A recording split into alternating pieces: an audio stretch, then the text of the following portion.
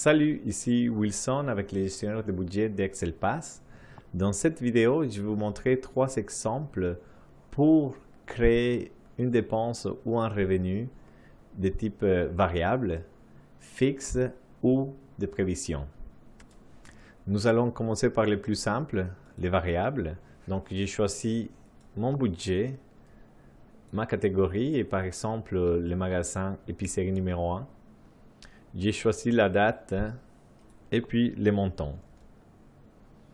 On ne va pas choisir des comptes bancaires, il suffit de faire clic sur suivant. Et voilà, une entrée variable a été enregistrée. En ce qui concerne les types fixes, on va les faire pour les revenus. Je clique sur revenus.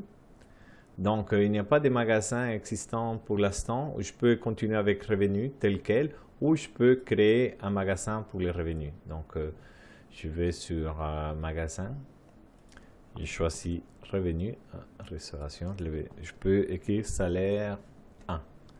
Suivant, voilà, j'y reviens. Mon salaire 1 est créé, je choisis l'option fixe.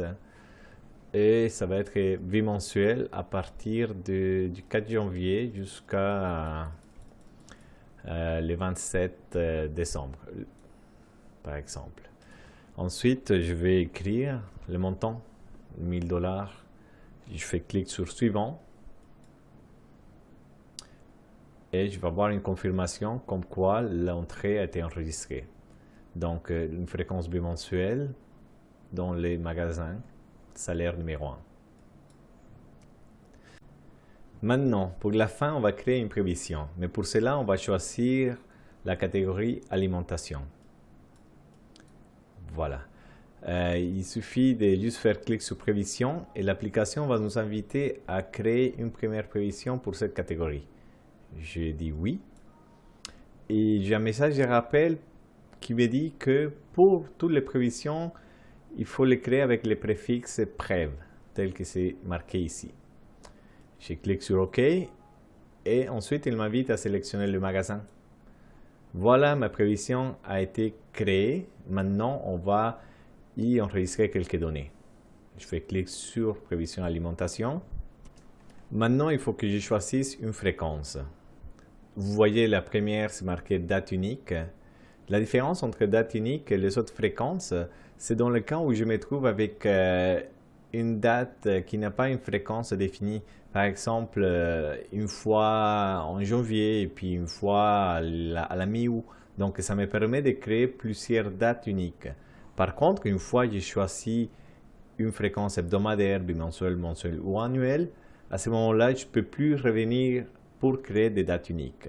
Donc, pour le cas d'une prévision alimentation, je vais dire que ça va être une fréquence bimensuelle à partir du, disons, les 2 janvier jusqu'à la fin de l'année. Disons les 29 décembre ou les 31 décembre, il n'y a pas de problème. Et puis, je vais dire que je vais dépenser, disons, 150 $ à tous les 2 semaines. Je fais clic sur suivant.